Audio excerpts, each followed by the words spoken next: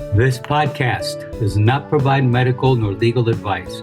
Please listen to the complete disclosure at the end of the recording. Hello and welcome to Everyone Dies, the podcast where we talk about serious illness, dying, death, and bereavement. I'm Marianne Matzo, a nurse practitioner, and I use my experience from working as a nurse for 46 years to help answer your questions about what happens at the end of life. And I'm Charlie Navarrete, an actor in New York City, and here to offer an every-person viewpoint to our podcast. We are both here because we believe that the more you know, the better prepared you are to make difficult decisions before a crisis hits. So welcome to this week's show. Please relax and get yourself something cold to drink with or without alcohol, and maybe a little bit of sweetness like a cupcake or some cookies. And thank you for spending the next hour with Charlie and me as we continue our series about the digital world and death with our fifth installment about the digital world and the end of life. Like the BBC, we see our shows offering entertainment, enlightenment, and education and divide that into three halves to address each of these goals. Our main topic is in the second half, so feel free to fast forward to that chat-free zone.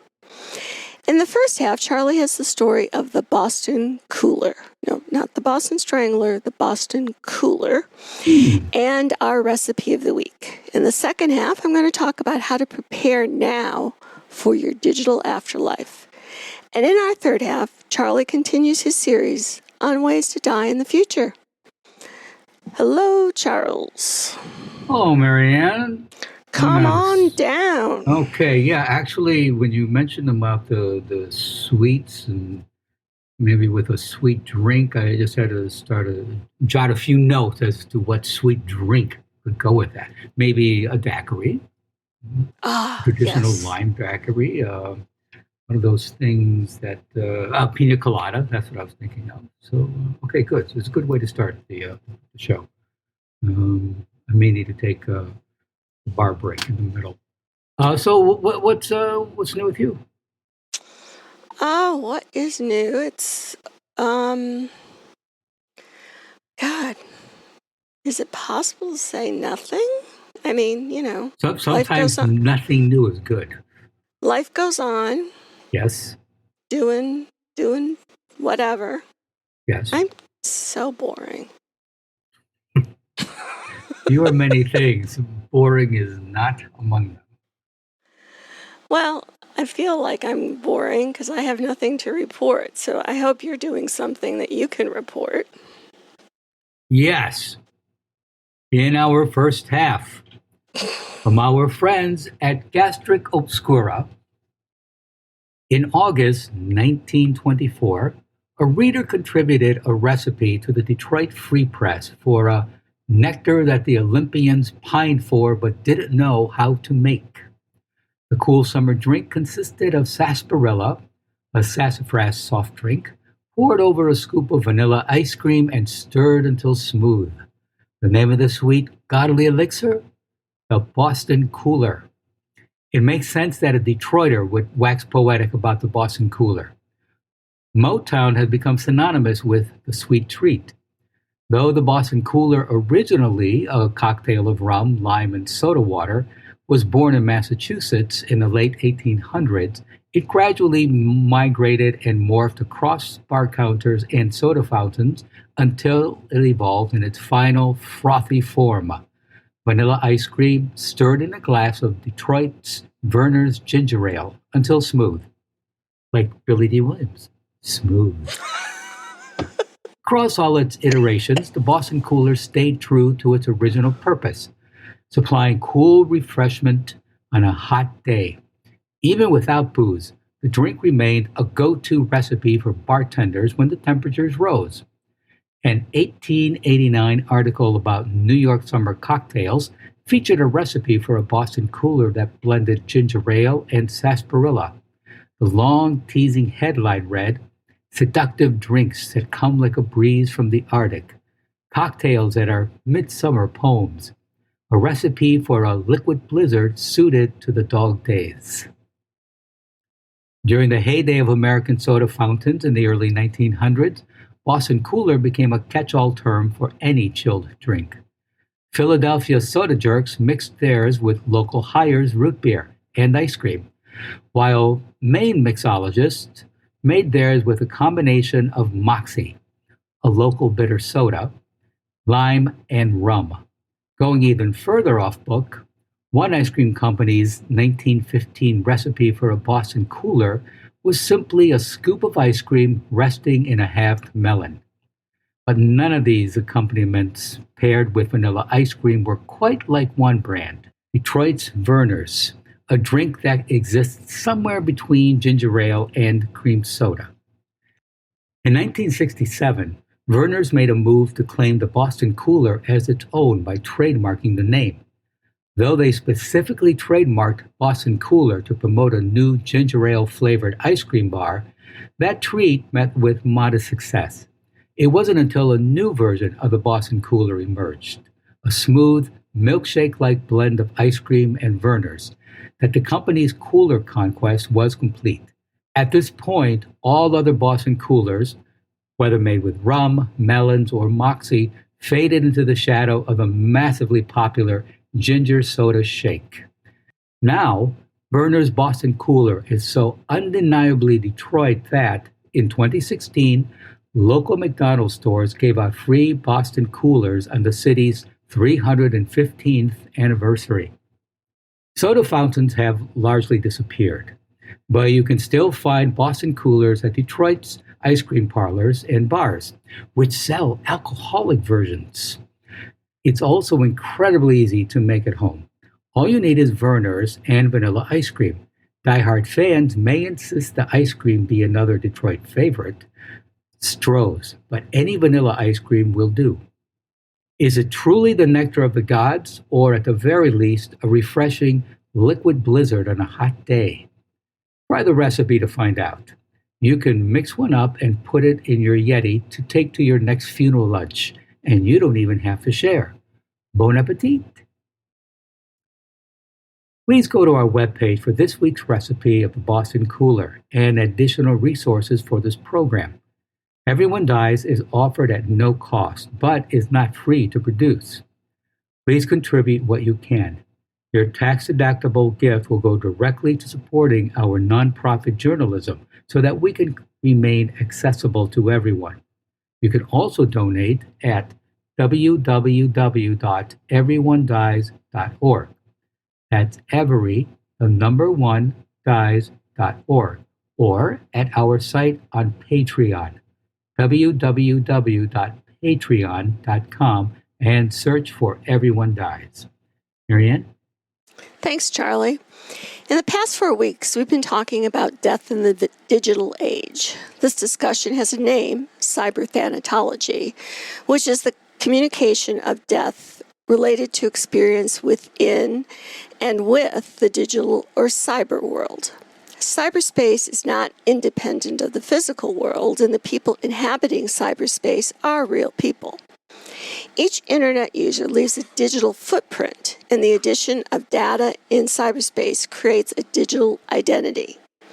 This digital identity that users maintain over time through actions that can be as different as using social media through specific accounts, leaving comments on forum pages, or maintaining avatars in online games, becomes our identity, like our identity in the physical world. The difference is our body in the physical world will die, but our digital identity can live forever. Most people constantly use technology, therefore a large amount of data is accumulated over the years by a single user in the form of digital documents, pictures, and through social media accounts. When we die, we leave behind a legacy of digital possessions that needs to be dealt with, just like our actual stuff. These digital footprints are our digital legacy. All digital legacy is not equal and may contain digital assets and property data stored in the cloud or devices, such as passwords and account information, communication crumbs, which are partial or complete email archives, digital personal belongings like pictures and videos, and data collected by the interactions with digital service providers, social networking sites, online stores. The different components of this legacy can be diverse. Some of these elements might potentially be treated in a way like physical personal belongings of the deceased and can be inherited by beneficiaries. Other components of the digital legacy might get a life of their own in cyberspace and continue to contribute to the development of the digital identity, even if the original user is no longer alive. This represents another way the deceased identity maintains in existence in the cyberspace beyond death. Although this phenomenon is growing, existing regulations are scarce, often conflicting and not universally agreed on. National laws do not exist in digital spaces, especially in the context of deceased individuals, leading to a major difficulty in enforcing any regulation. Some digital service providers have started to change their policies, like Facebook's policy to memorialize the account of deceased users, and the ability on an Apple phone to generate a legacy contact access key that, along with your death certificate, will give your designee access to your phone. New companies have started to offer management of the deceased user's account, like our previous podcast interviews with Nikki Weiss. Yet there are discrepancies regarding the options offered by various services in various countries and to various individuals. Ignoring your digital assets can result in loss of valuable financial and sentimental belongings and even compromise your identity if these assets fall into the wrong hands. A comprehensive estate plan should include a plan for digital assets to ensure that they are managed or distributed according to your wishes. Federal and state laws prohibit unauthorized access to private personal information in computer systems. These laws offer important protection against identity theft and fraud for consumers. However, they are obstacles for your loved ones who need to gain access to your digital information after you die. Similarly, data privacy laws also provide obstacles, and it can be very expensive for your loved ones to go through a court process just to gain access to your digital property. A digital asset is anything that exists only in digital form and comes with a distinct usage right or distinct permission for use. Data that do not possess these rights are not considered assets. So, digital assets include, but are not limited to, digital documents, audio content, motion pictures, and other relevant digital data currently in circulation or stored on digital appliances such as personal computers, laptops, portable media players, tablets, data storage devices, and telecommunication devices. Types of digital assets include, but are not limited to, software, photography, logos, illustrations, animations, audiovisual media, presentations, spreadsheets, digital paintings, Word documents, electronic mails, websites, and various other formats with their respective metadata. The number of different types of digital assets is increasing due to the rising number of devices that use these assets, such as smartphones, serving as streams for digital media. New digital assets, including certain types of cryptocurrency and non-fungible tokens, are created every day. So what are the things that you can do for yourself to protect your digital afterlife? Here are the actions you can take. Start an inventory of your digital assets. Make a list of accounts, usernames, passwords, and security information. If we think of a digital asset as anything you own that only exists on your phone, tablet, computer, or in the cloud, then that list includes Bitcoin, Litecoin, and other cryptocurrencies. Digital photo albums and storage facilities such as Flickr, Shutterfly, or Amazon Prime. iTunes, Google Play Music, and other digital music and multimedia libraries. Social media profiles, domain names, blogs and personal websites, media and content published online, PayPal and Square Cash accounts, documents and records stored online, including files stored with Google Docs, Dropbox, box and financial and medical records stored with third-party providers. Avatars and virtual property in games such as Second Life and the World of Warcraft, loyalty program benefits, and digital intellectual property. Make sure you keep this inventory somewhere safe. Second, you want to manage your passwords. Rather than including a list of usernames and passwords in your will, use the password management software and make sure that the information will be available to your executor. It will also be useful to write these down. Amazon carries a wide range of password books, like the address books of our youth, to help you organize your passwords. Keep in mind that many sites use two-factor authentication for added security. To log on to these sites, in addition to username and password, users will need a one-time code sent via text, email, or an authentication app. To ensure your representatives have access to these sites, you'll also need to be sure that they have any passwords or personal ID numbers needed to obtain those one-time codes. Third is online storage safety. Consider using an online storage that's in the cloud or vault like Dropbox or Everplans. These options allow you to safely store digital images, scan paper documents to digital, and keep all your documents in a safe location. If you have actual copies of things, you want to get a water-resistant, fireproof safe or box to store these items. And you can also get that on Amazon. You should also back up the information that you have stored in the cloud.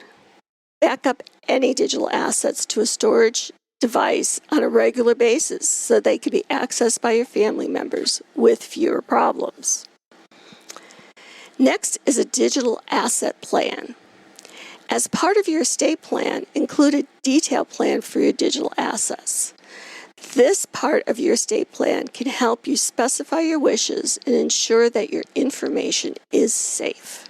Next is authorization. You should include any specific instructions about the role of your executor and what he or she will have authority to do on your behalf. Your executor should have a specific role and should not be invasive or inappropriate with your information and records. So when you think about choosing an executor, you really want to be picky. Choose someone you can trust, who can be objective, and who you know will follow your wishes. Now, when you choose an executor, you choose, a main executor, or if you want to divide it between two people, you can. But if you choose one executor, you have to have a backup executor because if that person's unwilling or unable to carry out that role, there needs to be a backup. So you need to think about that before you go to a lawyer or use online forms to put all this together. You can create a statement of intent. You can talk to your estate planning attorney about creating a statement of intent for each digital account. If you have numerous accounts, it may be better to have a broad statement overall. If you need to specify details of one or more accounts, you can always have specific statements of intent for those accounts. Legal framework. Not all digital assets can be transferred upon death due to the terms of service agreements.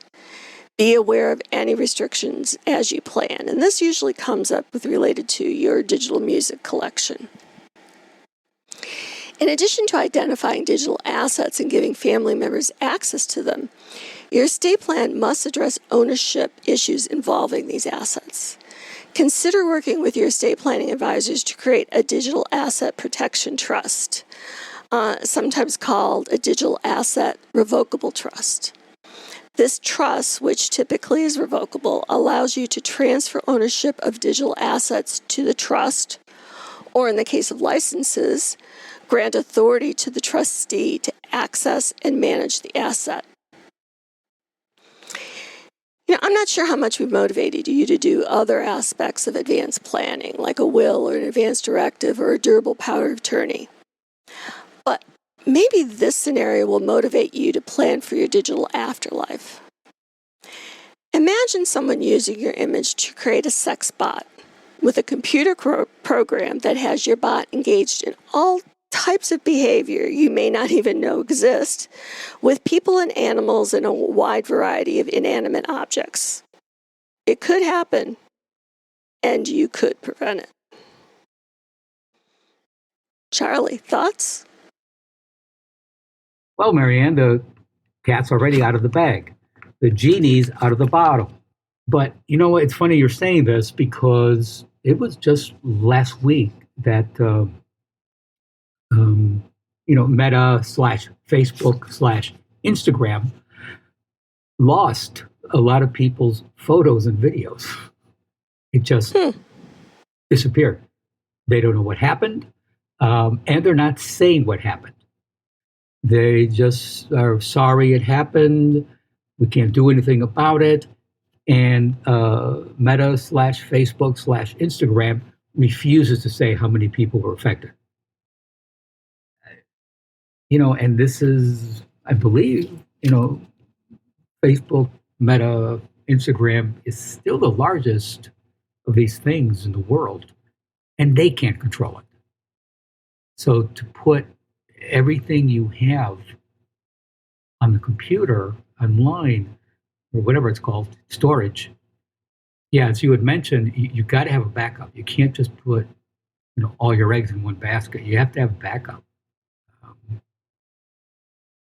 I don't know. And then with it too, people can manipulate things. As you said, pictures or images can just take something and make it, take your picture and make it into anything, they want. Mm-hmm. This was a huge deal with the Screen Actors Guild, of which I'm a member, and why it took so much longer to have a new contract, because studios and just did not want to promise that they would not use someone's image to create something of their own, or to manipulate it, and to have somebody doing whatever a studio wants, and for no pay. If your name's George Clooney, you don't have to worry about it. But most people have to worry about it. Like you said, things are manipulated. So yeah. What did Meta lose? Was it people's Facebook posts, or do they have a storage? Specifically, information on Instagram, pictures and videos. They're not saying how many pictures and videos were lost. They're not saying how they were lost, but just that they were lost. So this is the problem with a monopoly, that Yes. whole Facebook, Instagram, Meta thing. They can do anything they want, and right. You really have no recourse. We had, I think it was like 3 years ago, something that I had posted somehow was determined to not meet their standards, and they cut off our ability to advertise. And for 3 years, we have not been able to advertise or boost posts or anything. And you can say, I want this investigated, and it's been pending for years. There's nobody you can call and talk to, or email and talk to, or protest. It's theirs, and they say they can ground you for a lifetime if they want to. And it's really frustrating. Wow. It's not just us, because there's forums of people just, beside themselves. And their answer is, it's our platform. We can do what we want. Including lose your data. Yeah. Yeah. But of course, then there's no repercussions. Oh, geez. So, if anybody ever asks me, I'm in favor of not having monopolies, which we're not supposed to have, but we're going more and more toward. But that's off topic. Anyway, be sure you protect your digital property. Or you may be a nude fantasy dancer in your afterlife. Oh, dear. Oh, I just remembered, and this is before all this modern tech stuff that all the young kids are using. Fred Astaire, the wonderful dancer, when he died, and it was in his papers, or wills, whatever, he never wanted his image to be taken out of context. Everyone knew this, including his wife. After Mr. Astaire died, she gave some vacuum cleaner company permission to take Fred Astaire, took him from one of his movies, took him out and put him dancing with a vacuum cleaner. The very thing he said he never wanted. But it was his wife, and she was executrix of his wills and everything, of his will and everything. And she just said, I don't know. I guess she needed the money.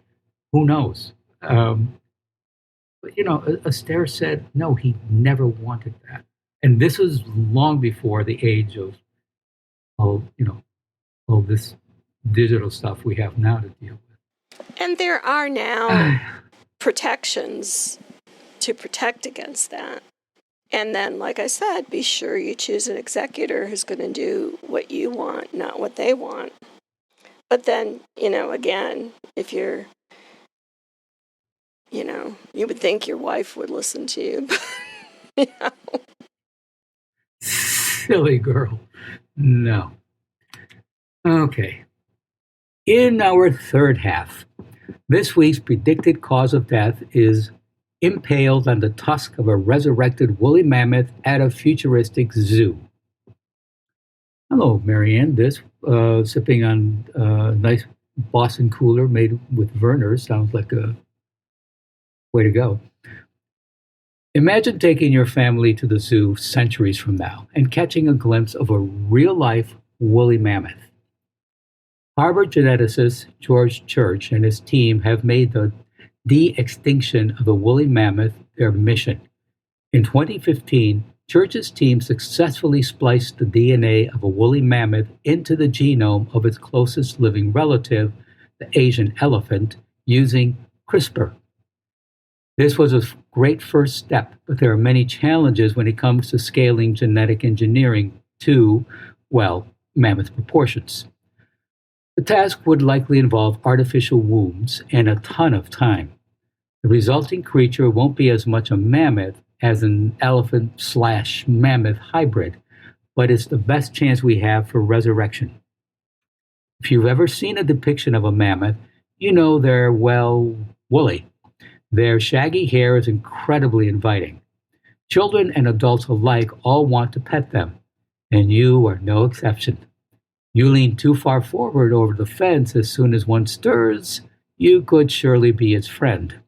But instead, you tumble into the enclosure, grabbing a tuft of its fur on the way down.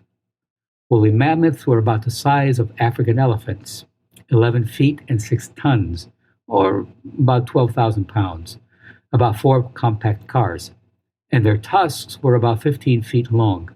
It wouldn't take much force for the creature to whip around, impaling you like a human kebab on a prehistoric skewer. What a way to go. And that's it for this week's episode. Stay tuned for the continuing saga of Everyone Dies, and thank you for listening. This is Charlie Navarrete, and from author Kingsley Amis, no pleasure is worth giving up for the sake of 2 more years in a geriatric home. And I'm Marianne Matzo, and we'll see you next week. Remember, every day is a gift. This podcast does not provide medical advice.